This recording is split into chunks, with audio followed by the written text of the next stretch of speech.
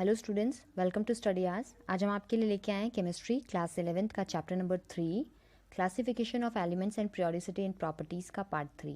इसके अंदर हम लोग ट्रेंड्स एंड फिजिकल प्रॉपर्टीज़ पढ़ेंगे। तो चलिए देखते हैं कौन कौन सा टॉपिक इंक्लूड है। तो पहला होगा आपका एटॉमिक रेडियस, जिसके अंदर हम लोग covalent radius, van der Waals radius, metallic radius के बारे में पढ़ेंगे। सेकंड होगा ionic radius and the last one is ionization enthalpy. इसके अलावा जो भी टॉपिक्स इसमें बचेंगे फिजिकल प्रॉपर्टीज़ वाले में, वो हम लोग नेक्स्ट पार्ट में कंसिडर कर लेंगे। ठीक है, सो एक एक करके स्टार्ट करते हैं। पहला है एटॉमिक रेडियस। एटॉमिक रेडियस का जो जनरल अभी तक हम लोगों ने पढ़ रखा है छोटी क्लासेस में, उसका डेफिनेशन क्या होता है कि distance between the centre of the nucleus to the outermost shell in which the electron is present.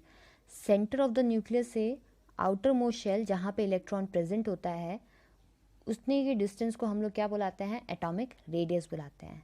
ठीक है, so this is called as atomic radius. लेकिन जब हम किसी एटम को कंसिडर करते हैं तो उसका एटॉमिक रेडियस कैलकुलेट करना इतना आसान नहीं होता है। क्यों आसान नहीं होता है? क्योंकि पहली बात तो इसका जो इलेक्ट्रॉन क्लाउड होता है, यानी कहाँ तक आपके इलेक्ट्रॉन मिलने की संभावना है, the probability of finding the electron. ठीक है, इलेक्ट्रॉन क्लाउड का शार्प बाउंड्री नहीं होता है।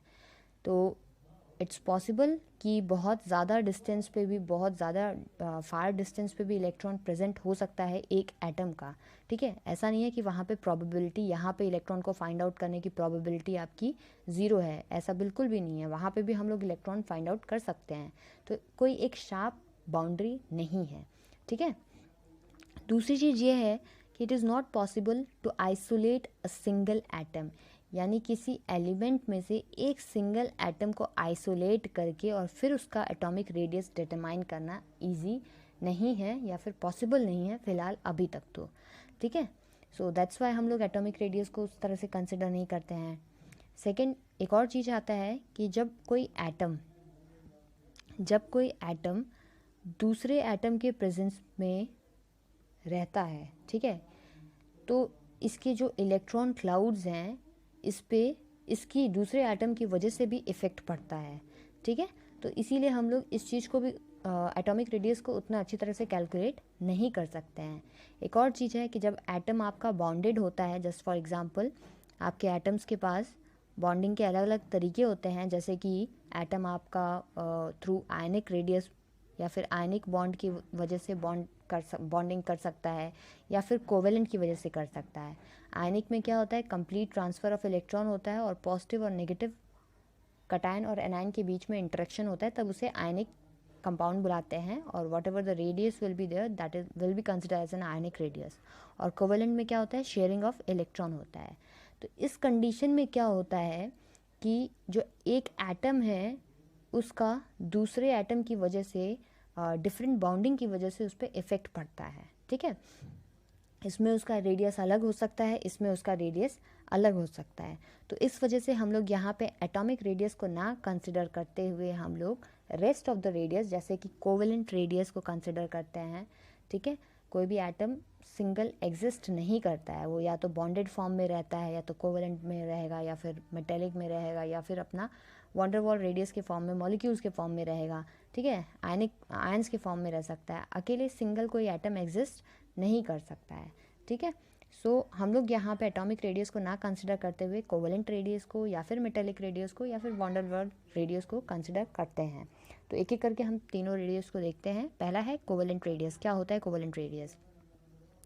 Half of the internuclear separation between the two nuclei of two single bonded atoms of the same species, यानी दो एक ही तरह के एटम हैं, ठीक है, और जब वो कोवेलेंटली बॉन्डेड होते हैं, तो जैसे कि ये हाइड्रोजन का एटम है, हाइड्रोजन के पास एक इलेक्ट्रॉन है, दूसरे के पास भी एक इलेक्ट्रॉन है। तो जब बॉन्डिंग होगी तो किस तरह से होगी कि ये दोनों इलेक्ट्रॉन एक हाइड्रोजन शेयर कर सकता है, और दोनों ही इलेक्ट्रॉन को दूसरा हाइड्रोजन भी शेयर कर सकता है, यूज़ कर सकता है।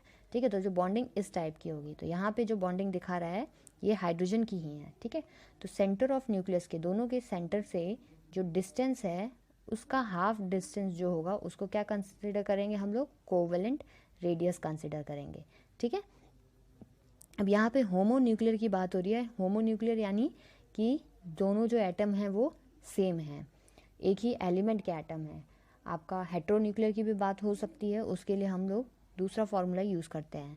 तो इन जनरल जो फार्मूला है for this covalent radius is A B. A B क्या है? डिस्टेंस है बिटवीन टू एटम्स। दोनों एटम, एक एटम को ए कंसिडर कर लिया है, दूसरे को बी कंसिडर कर लिया है, और दोनों के बीच का जो डिस्टेंस है उसका half divided by 2 is will give you the covalent radius. Next है आपका वंडरवॉल रेडियस। वंडरवॉल रेडियस क्या होता है?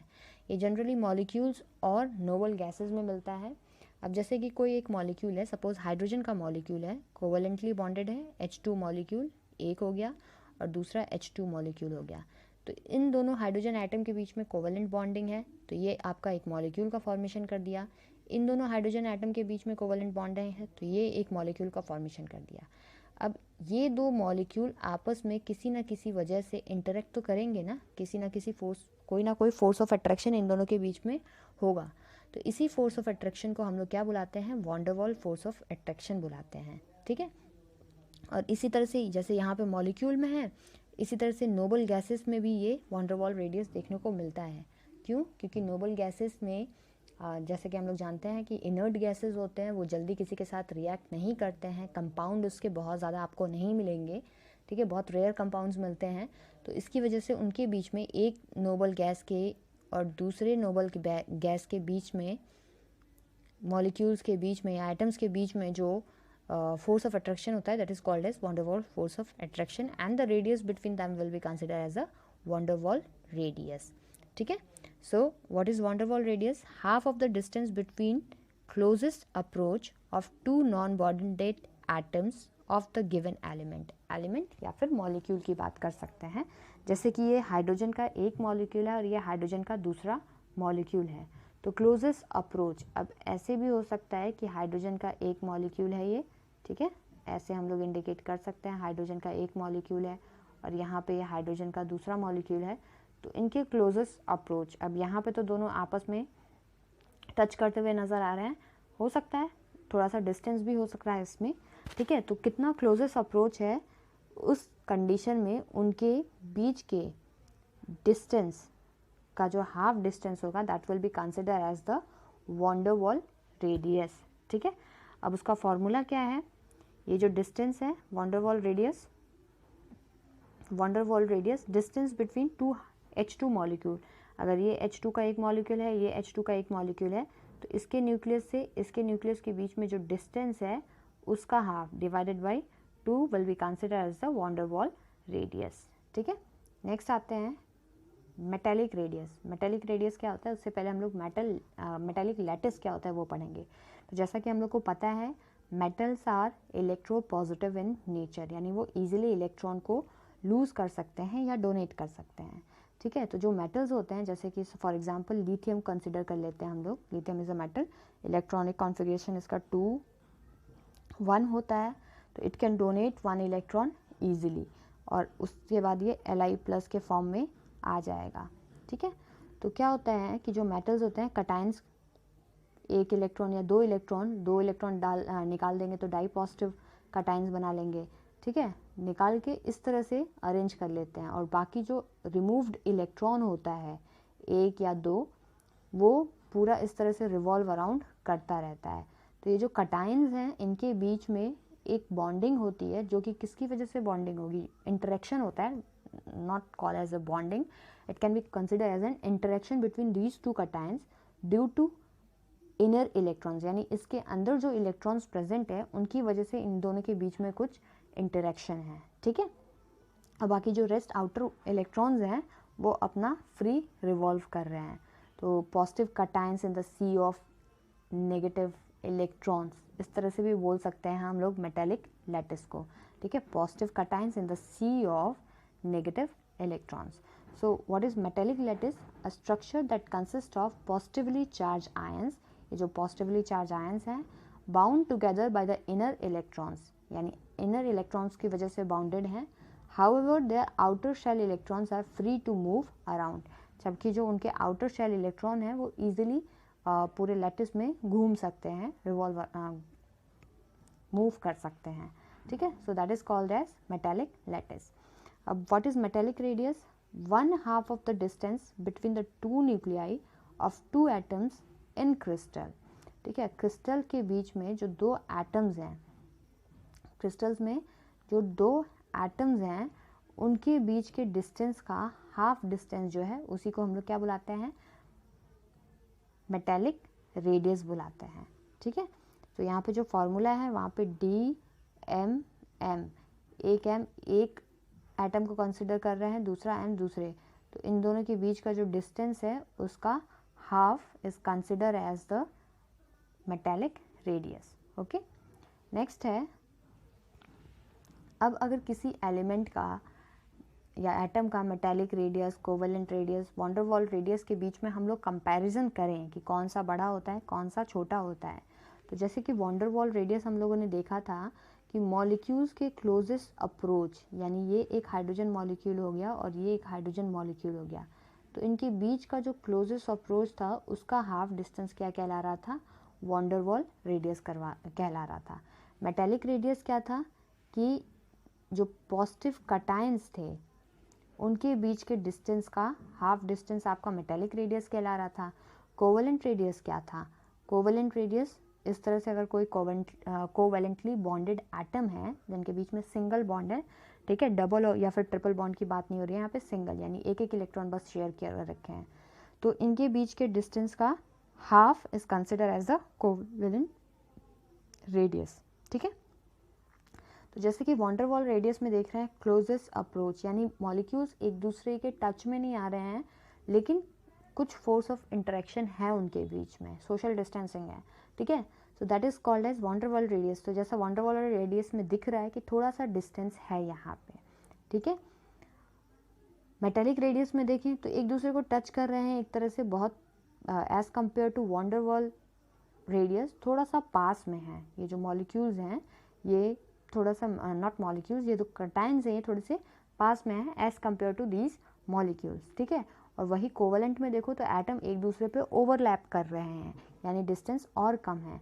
तो अगर इन तीनों के रेडियस की बात करें तो सबसे बड़ा रेडियस किसका आपको मिलेगा, इस वॉन डेर वाल रेडियस मिलेगा, एंड देन आपका मेटेलिक रेडियस मिलेगा, और सबसे लास्ट में आपको सबसे छोटा रेडियस जो होगा वो कोवेलेंट रेडियस होगा।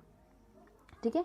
तो यही यहाँ पे दिया हुआ है, van der Waals radius is greater than metallic radius and metallic radius is greater than covalent radius. Now trend देख लेते हैं कि एटॉमिक साइज का क्या ट्रेंड होता है। सो अगर हम लोग अक्रॉस द पीरियड जाते हैं तो क्या होता है, एक एग्जांपल कंसिडर कर लेते हैं, lithium, beryllium, boron, carbon, nitrogen, oxygen. Okay, lithium का एटॉमिक नंबर 3 होता है, इलेक्ट्रॉनिक कॉन्फ़िगरेशन 2-1 होगा, बोरॉन का 2-2 होगा, सॉरी बेरिलियम का 2-2, बोरॉन का 2-3, कार्बन का 2-4, नाइट्रोजन का 2-5 एंड ऑक्सीजन का 2-6 हो जाएगा। ठीक है, ये इसका इलेक्ट्रॉनिक कॉन्फ़िगरेशन है। नाउ अगर आप देखें तो जो एटॉमिक नंबर जैसे जैसे बढ़ रहा है इलेक्ट्रॉन्स ऐड होते जा रहे हैं। ठीक है, जितने नंबर ऑफ इलेक्ट्रॉन्स ऐड होंगे उतने ही नंबर ऑफ प्रोटॉन्स भी ऐड हो रहे हैं, लेकिन जो इलेक्ट्रॉन ऐड हो रहे हैं वो सेकंड शेल में ही ऐड हो रहे हैं, यानी सिमिलर शेल में ऐड हो रहे हैं। यहाँ पे भी सेकंड शेल में है, यहाँ पे भी सेकंड शेल में है, यहाँ पे भी सेकंड शेल में है। तो अगर हम लोग कंसिडर करें कि ये सपोज पॉजिटिव चार्ज है यानी न्यूक्लियस है और ये आपके इलेक्ट्रॉन यहाँ पे ऐड हो रहे हैं, तो पॉजिटिव चार्ज भी बढ़ रहा है और नेगेटिव चार्ज भी बढ़ रहा है, लेकिन नेगेटिव चार्ज जो है वो सेम शेल में बढ़ रहा है। तो जब यहाँ पे इफेक्टिव न्यूक्लियर चार्ज बढ़ेगा तो क्या करेगा, ये पॉजिटिव चार्ज बढ़ रहा है तो ये नेगेटिव वाले को अपने तरफ अट्रैक्ट करेगा, यानी और ज़्यादा जो फोर्स ऑफ अट्रैक्शन है वो यहाँ पे ज़्यादा होता जाएगा। ठीक है, 2 इलेक्ट्रॉन थे तो ज़्यादा था, फिर अगेन जब 3 इलेक्ट्रॉन हो गए तो पॉजिटिव चार्ज और अच्छी तरह से उसको अपनी तरफ अट्रैक्ट करना शुरू कर देगा। ठीक है, तो जैसे हम लोग अक्रॉस द पीरियड मूव करेंगे तो एटॉमिक रेडियस जो है वो छोटा होता जाएगा। पहले एटम इतना बड़ा था, देन एटम थोड़ा और छोटा हो जाएगा एंड देन और छोटा हो जाएगा। क्यों? क्योंकि इफेक्टिव न्यूक्लियर चार्ज बढ़ रहा है और इलेक्ट्रॉन जो है वो सेम शेल में ऐड होते जा रहे हैं। ठीक है, तो यहाँ पे देखें the atomic size decreases across a period because the electrons are added in the same shell में इलेक्ट्रॉन ऐड हो रहे हैं, and the effective nuclear charge increases as the atomic number increases. और इफेक्टिव न्यूक्लियर चार्ज क्या हो रहा है, increase होता जा रहा है जैसे जैसे एटॉमिक नंबर इंक्रीज होता जा रहा है, ठीक है, resulting in the increase attraction of electron to the nucleus, जिससे कि जो इलेक्ट्रॉन है वो न्यूक्लियस की तरफ ज़्यादा अट्रैक्टेड हो जा रहा है, ठीक है। नाउ अगर कंसिडर करें डाउन द ग्रुप क्या कंडीशन होती है, तो फर्स्ट ग्रुप को ले लेते हैं, जैसे लिथियम हो गया तो इसका 2 1 होता है, पोटेशियम का 2 8 1 हो जाएगा, सॉरी सोडियम का 2 8 1 हो जाएगा, पोटेशियम का 2 8 8 1 हो जाएगा, ठीक है। सो यहाँ पे देखिए एटॉमिक नंबर तो बढ़ ही रहा है, साथ साथ नंबर ऑफ शेल्स भी यहाँ पे इंक्रीज होते जा रहे हैं। पहले सेकेंड पीरियड में लिथियम के ऊपर हाइड्रोजन होता है, तो फर्स्ट पीरियड में होता है वो, सेकेंड पीरियड में 2 शेल है, थर्ड पीरियड में 3 शेल हैं, फोर्थ पीरियड में 4 शेल हैं। तो जैसे जैसे डाउन द ग्रुप जा रहे हैं नंबर ऑफ इलेक्ट्रॉन्स तो बढ़ ही रहे हैं, साथ साथ शेल नंबर भी बढ़ता जा रहा है। तो ऑलरेडी आप लोग ये विजिबल है कि जो न्यूक्लियस है उससे आउटर मोस्ट इलेक्ट्रॉन का जो डिस्टेंस है वो क्या हो रहा है, बढ़ता ही जा रहा है। तो इसकी वजह से डाउन द ग्रुप क्या होता है, एटॉमिक साइज आपका इंक्रीज होता जाता है, ठीक है। सो ये साइज वाला जो है उसको अच्छे से याद रखिएगा, क्योंकि इसके बेसिस पे जितनी भी आगे की फिजिकल प्रॉपर्टीज़ होंगी उसको एक्सप्लेन करना और ज़्यादा आसान रहेगा, ठीक है। देखते हैं atomic radius increases down the group as the valence electron enters in the new shell. जो वैलेंस इलेक्ट्रॉन है वो न्यू शेल में एंटर कर रहा है, ठीक है।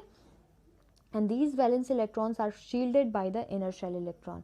अब जैसे कि ये आपको कंसिडर करते हैं, ये एक शेल यहाँ पे इंक्रीज हो गया सोडियम में, ठीक है। अब ये जो आउटर मोस्ट इलेक्ट्रॉन है इसको कौन शील्ड कर रहा है, न्यूक्लियस, यानी यहाँ पे पॉजिटिव चार्ज है और बीच में ये सारे इलेक्ट्रॉन्स बैठे हुए हैं।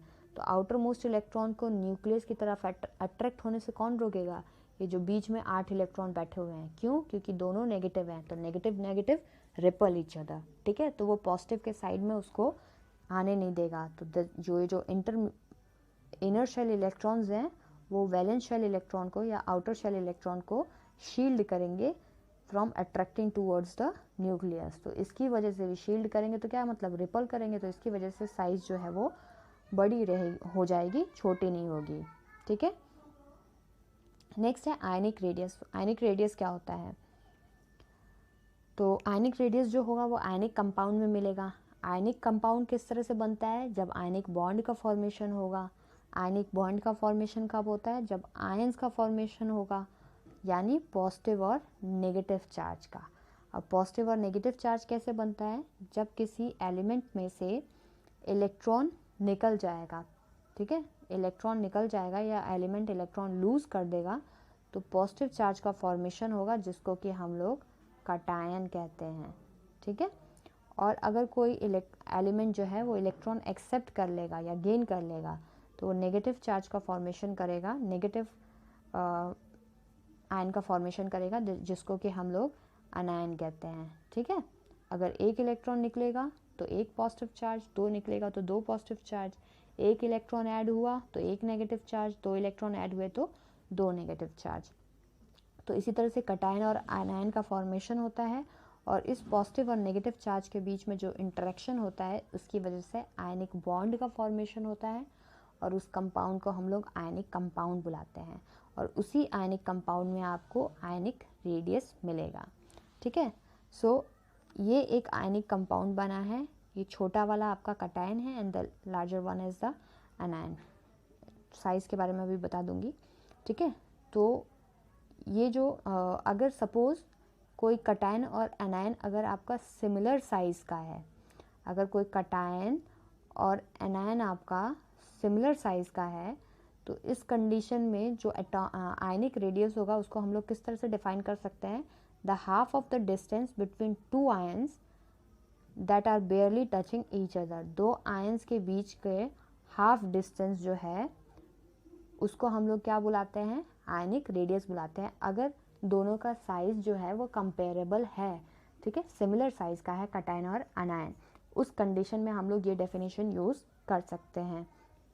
बट जैसे कि यहाँ पे देख लीजिए साइज़ ऑफ कटायन और अनायन डिफरेंट है, ठीक है। तो यहाँ पे कटायन रेडियस भी जो है वो अलग अलग है कटायन का और अनायन का।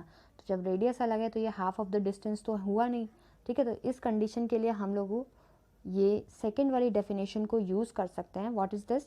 The effective distance from the centre of the nucleus of the ion up to which it exert its influence on its electron cloud. यानी सेंटर ऑफ द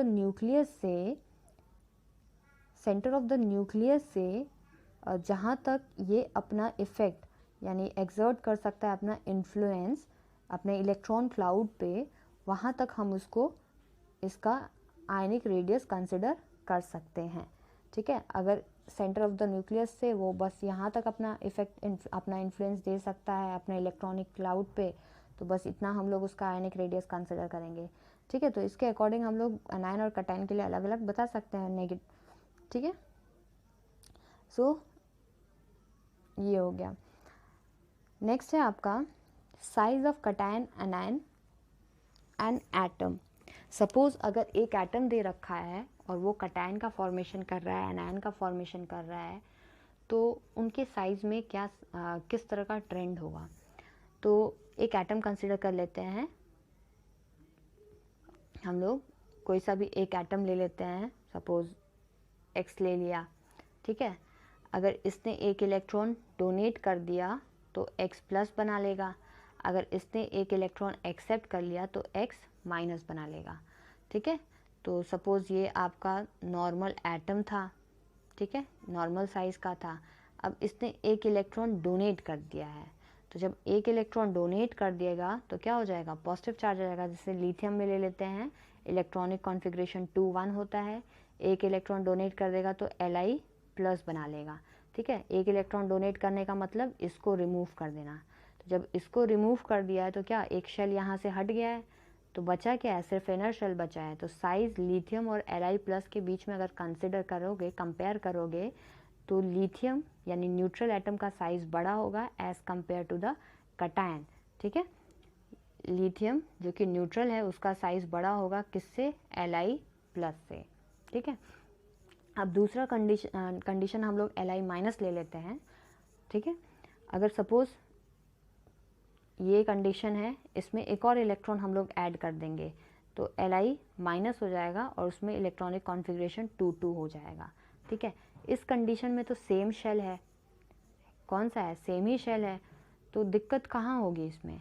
अब यहाँ से यहाँ पे अगर आप आ रहे हो तो न्यूक्लियर चार्ज तो नहीं बढ़ रहा है ना, यानी नंबर ऑफ प्रोटॉन्स तो सेम ही है. यहाँ पे 3 प्रोटॉन थे और यहाँ पे भी 3 ही प्रोटॉन है. नंबर ऑफ इलेक्ट्रॉन्स बढ़ रहे हैं और वो भी सेम शेल में बढ़ रहे हैं. ठीक है, तो अब यहाँ पे क्या होगा, इलेक्ट्रॉन इलेक्ट्रॉन रिपल्शन शुरू होगा. तो इलेक्ट्रॉन इलेक्ट्रॉन रिपल्शन होगा तो क्या होगा, जो साइज़ था नॉर्मल Li का, न्यूट्रल Li का जो साइज़ था वो क्या होगा, Li माइनस से छोटा हो जाएगा. ठीक है, क्यों, due two electron electron repulsion. ये किस वजह से, क्योंकि जो इफेक्टिव न्यूक्लियर चार्ज है, ठीक है, न्यूक्लियर चार्ज आपका बढ़ नहीं रहा है, आपका सिर्फ नंबर ऑफ इलेक्ट्रॉन्स बढ़ रहे हैं और वो भी सेम शेल में बढ़ रहे हैं, तो इसकी वजह से इलेक्ट्रॉन इलेक्ट्रॉन रिपल्शन शुरू हो जा रहा है. ठीक है, सो अगर हम लोग एनायन कैटायन और न्यूट्रल एटम की बात करें तो रेडियस ऑफ एनायन यानी X माइनस का रेडियस ज़्यादा होगा एज़ कम्पेयर टू X. ठीक है, यानी न्यूट्रल एटम, एंड देन आपका कैटायन का रेडियस होगा X प्लस. तो इस बेसिस पे क्वेश्चंस कैसे आते हैं, कोई सा भी 3 आपको 3 4 2 5 जो भी है दे देंगे, and then they will ask to compare और arrange in order of descending और असेंडिंग ऑर्डर ऑफ रेडियस में आपको अरेंज करने को आ सकता है. ठीक है, तो जैसे कि यहाँ पे हाइड्रोजन आ गया, तो असेंडिंग या डिसेंडिंग ऑर्डर में अरेंज करना है तो डिसेंडिंग में H माइनस का ज़्यादा होगा, देन आपका H होगा, एंड देन अगेन आपका H प्लस होगा, कैटायन का सबसे छोटा होगा. इसी तरह ऑक्सीजन की बात आ गई तो ऑक्सीजन के लिए भी उसी तरह से हम लोग अरेंज कर सकते हैं, देन नाइट्रोजन के लिए भी अरेंज कर सकते हैं. नेक्स्ट आते हैं हम लोग आयनाइजेशन एंथैल्पी पे. सो नेक्स्ट है आपका आयनाइजेशन एंथैल्पी. आयनाइजेशन एंथैल्पी क्या होता है, energy required to remove an electron from an isolated gaseous atom in its ground state. यानी अगर कोई गैशियस एटम है और इसमें से अगर हम कोई इलेक्ट्रॉन, एक इलेक्ट्रॉन, ऑब्वियसली हम लोग आउटर मोस्ट इलेक्ट्रॉन ही निकालेंगे, सबसे बाहर में जो इलेक्ट्रॉन होगा पहले उसी को निकालेंगे, ठीक है। तो जब एक इलेक्ट्रॉन रिमूव करते हैं गैसियस एटम से, तो whatever the energy is required here that is consider as the ionisation enthalpy. Electron निकाल देंगे तो इस पर कौन सा चार्ज आ जाएगा, X पॉजिटिव चार्ज आ जाएगा, ठीक है। सो अब एनर्जी रिक्वायर्ड होती है। अब जैसे ये आपका कोई एटम कंसिडर कर लेते हैं, पॉजिटिव और नेगेटिव चार्ज न्यूक्लियस और इलेक्ट्रॉन के बीच में फोर्स ऑफ अट्रैक्शन है, जिसकी वजह से this one is holding together. अब क्या है कि अगर आप इलेक्ट्रॉन यहाँ से रिमूव करते हो तो ये जो फोर्स ऑफ अट्रैक्शन है पॉजिटिव और नेगेटिव चार्ज के बीच में, उसको ओवरकम करने के लिए आपको एक्सप्रेसिव एनर्जी यहाँ पे प्रोवाइड करनी पड़ेगी, ठीक है। सो जो आयनाइजेशन एंथैल्पी होता है always positive because energy is required to remove electron. हमेशा आपको एनर्जी देना पड़ेगा, जब आप एनर्जी दोगे तभी इलेक्ट्रॉन जो है वो बाहर निकल सकता है, इजेक्ट आउट हो सकता है, ठीक है। इसीलिए आयनाइजेशन एंथैल्पी हमेशा पॉजिटिव होता है। और अगर कहीं एनर्जी रिलीज हो रहा है, तो अगर एनर्जी आपका रिलीज हो रहा है तो उस कंडीशन में जो एंथैल्पी होगा वो क्या हो जाएगा, नेगेटिव हो जाएगा, ठीक है। अगर एनर्जी प्रोवाइड कर रहे हो, एनर्जी आप प्रोवाइड कर रहे हो तो वो पॉजिटिव होगा, एनर्जी रिलीज हो रहा है तो वो नेगेटिव होगा।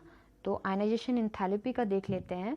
फर्स्ट आयनाइजेशन एंथैल्पी, अगर किसी न्यूट्रल एटम में से एक इलेक्ट्रॉन रिमूव किया तो वहाँ पे जो आयनाइजेशन एंथैल्पी होगा उसको हम लोग फर्स्ट आयनाइजेशन एंथैल्पी बोलेंगे। इसको IE1 करके भी लिख सकते हैं, ठीक है। अब इस पॉजिटिव, इस कटायन में से अगर एक और इलेक्ट्रॉन हम रिमूव कर देते हैं तो X2 प्लस हो जाएगा और इसको हम लोग सेकेंड आयनाइजेशन एंथैल्पी बुला सकते हैं। इसका जो यूनिट होता है वो किलो जूल पर मोल होता है, ठीक है। अब एक चीज़ इसमें नोट डाउन करने वाली है कि जो फर्स्ट आयनाइजेशन एंथैल्पी और सेकेंड आयनाइजेशन एंथैल्पी में क्या रिलेशन है। तो जो सेकेंड आयनाइजेशन एंथैल्पी होती है वो हमेशा ज़्यादा होती है फर्स्ट आयनाइजेशन एंथैल्पी से। कहीं कुछ एक्सेप्शन मिल जाए तो वो अलग बात है। क्यों ज़्यादा होती है कि क्योंकि देखिए यहाँ पे न्यूट्रल में से हम एक इलेक्ट्रॉन निकाल रहे हैं, ठीक है। यानी न्यूट्रल में से एक इलेक्ट्रॉन निकाल के हम लोग X प्लस बना रहे हैं, तो जो एनर्जी रिक्वायर्ड होगा। अगर हम किसी पॉजिटिव चार्ज में से इलेक्ट्रॉन फिर से निकालते हैं तो किसी पॉजिटिव चार्ज में से इलेक्ट्रॉन निकालना ज़्यादा मुश्किल होगा। क्यों? क्योंकि पॉजिटिव जो है वो नेगेटिव को अच्छी तरह से पकड़ के रखा रहेगा, ठीक है। यहाँ पे नंबर ऑफ प्रोटॉन्स क्या हो गए, ज़्यादा हो गए नंबर ऑफ इलेक्ट्रॉन से। यहाँ पे नंबर ऑफ प्रोटॉन और इलेक्ट्रॉन बराबर थे तो ईजिली हम लोगों ने एक इलेक्ट्रॉन निकाल लिया था। ईजिली बोले तो एनर्जी प्रोवाइड करवाई थी हम लोगों ने।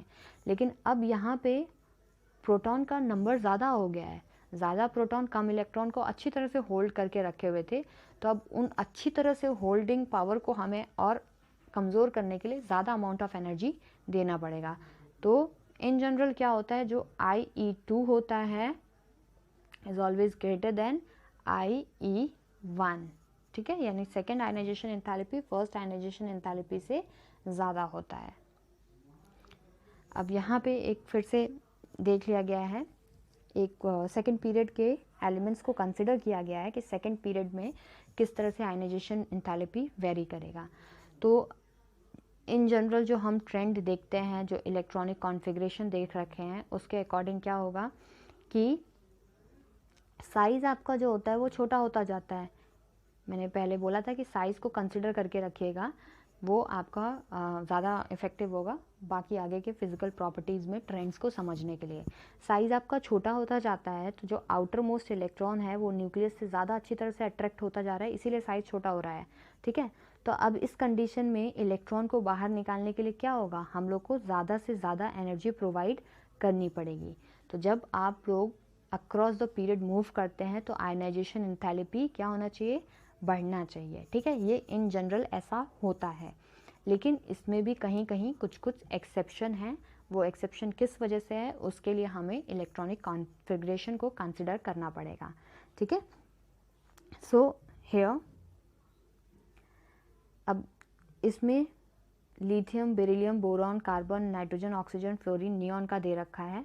नियॉन को तो अलग ही रखिए क्योंकि वो नोबल गैस है आपका, ठीक है। यहाँ पे क्या होता है कि बेरिलियम का जो आयनाइजेशन एंथैल्पी होता है, अगर हम ट्रेंड के हिसाब से बोलें तो इसका आयनाइजेशन एंथैल्पी कम होना चाहिए था, बोरॉन का आयनाइजेशन एंथैल्पी ज़्यादा होना चाहिए था। लेकिन बेरिलियम का आयनाइजेशन एंथैल्पी बोरॉन से ज़्यादा होता है। क्यों ज़्यादा होता है? क्योंकि जब इलेक्ट्रॉनिक कॉन्फ़िगरेशन देखोगे तो 1s2 2s2 यानी जो 2s है उसमें 2 इलेक्ट्रॉन हैं, इसका मतलब ये जो s ऑर्बिटल है ये कम्प्लीटली फिल्ड है। लेकिन अगर बोरॉन का देखो आप तो 2s2 ये तो कम्प्लीटली फिल है, लेकिन 2p1 यहाँ पे एक इलेक्ट्रॉन है, तो ये उतना स्टेबल नहीं है as compare to this one. तो इसमें से इलेक्ट्रॉन निकालना इजी है एज़ कम्पेयर टू बेरिलियम। ठीक है, तो यहाँ पे जो फर्स्ट आयनाइजेशन एंथैल्पी होता है वो बोरॉन का ज़्यादा होता है, वो ईजिली इलेक्ट्रॉन बोरॉन का नहीं, बेरिलियम का है। और बोरॉन का फर्स्ट आयनाइजेशन एंथैल्पी कम होता है। क्यों? क्योंकि वो इजीली इलेक्ट्रॉन निकाल सकता है। ठीक है, इसी तरह सेकंड वाले को कंसिडर करें। यहाँ पे नाइट्रोजन और ऑक्सीजन पे 2 क्वेश्चंस इसमें बन सकते हैं। पहला आपका ये कि बेरिलियम का ज़्यादा क्यों होता है बोरॉन से, दूसरा क्या नाइट्रोजन का ज़्यादा क्यों होता है ऑक्सीजन से। तो कभी भी इस टाइप के क्वेश्चन आए तो इलेक्ट्रॉनिक कॉन्फ़िगरेशन को हमेशा कंसिडर कीजिएगा आप लोग। ठीक है, अब नाइट्रोजन में देखो 2p3 है यानी हाफ फिल्ड है, और ऑक्सीजन में 2p4 है यानी it is not a stable electronic configuration, और ये आपका स्टेबल इलेक्ट्रॉनिक कॉन्फ़िगरेशन है। तो इसमें से इलेक्ट्रॉन निकालना आसान है, इसमें से इलेक्ट्रॉन निकालना मुश्किल है। तो इसका IE1 जो है वो ज़्यादा होगा एज़ कम्पेयर टू ऑक्सीजन। तो नाइट्रोजन का आयनाइजेशन एंथैल्पी ज़्यादा होता है ऑक्सीजन से। तो अक्रॉस द ग्रुप जाओगे आप, अक्रॉस द ग्रुप आप लोग जाओगे तो आयनाइजेशन एंथैल्पी कम होनी चाहिए, बढ़नी चाहिए, लेकिन कुछ एक्सेप्शंस होते हैं इसमें। ठीक है, अनइवन ट्रेंड आपको नज़र आएगा। डाउन द ग्रुप की बात करें तो अगेन अगर आप साइज़ को कंसिडर करो तो जैसे डाउन द ग्रुप जाते हैं साइज़ आपका क्या होता है, बड़ा होता जाता है। तो जब साइज़ आपका बड़ा होता जाता है तो क्या होगा, जो आउटर मोस्ट इलेक्ट्रॉन है उसका न्यूक्लियस पे इफ़ेक्ट कम होगा। ठीक है, तो जब आउटर मोस्ट इलेक्ट्रॉन पे न्यूक्लियस पे इफेक्ट कम होगा तो इस इलेक्ट्रॉन को हम लोग ईजिली निकाल सकते हैं। तो डाउन द ग्रुप जो आयनाइजेशन एंथैल्पी होता है वो क्या होता है, कम होता जाता है। ठीक है, so this is all about ionisation enthalpy. अगर इस टाइप के कुछ भी क्वेश्चंस आपके बनते हैं कि first ionisation enthalpy second ionisation enthalpy से ज़्यादा कम, या फिर किसी एलिमेंट को देके कंसिडर किया जाए कि इसकी आयनाइजेशन एंथैल्पी दूसरे वाले से कम ज़्यादा क्यों है, तो आप उस कंडीशन में इलेक्ट्रॉनिक कॉन्फ़िगरेशन को कंसिडर करोगे। ठीक है, इलेक्ट्रॉनिक कॉन्फ़िगरेशन को देखना। और अगर किसी भी एलिमेंट अगर स्टेबल कॉन्फ़िगरेशन में है, अगर उसका इलेक्ट्रॉनिक कॉन्फ़िगरेशन स्टेबल है यानी हाफ फिल्ड है या कम्प्लीटली फिल्ड है, उस कंडीशन में एंथैल्पी ज़्यादा लगेगी, उस कंडीशन में एनर्जी ज़्यादा लगेगी। ठीक है, और अगर किसी का भी कम है, इस तरह से आप second first third ionisation enthalpy सब में देख सकते हैं। ठीक है, this is all for today. और नेक्स्ट क्लास में हम लोग रेस्ट ऑफ द जो बची हुई फिजिकल प्रॉपर्टीज़ हैं और केमिकल प्रॉपर्टीज़ के ट्रेंड हैं वो लेके आएंगे। Thank you for watching this video.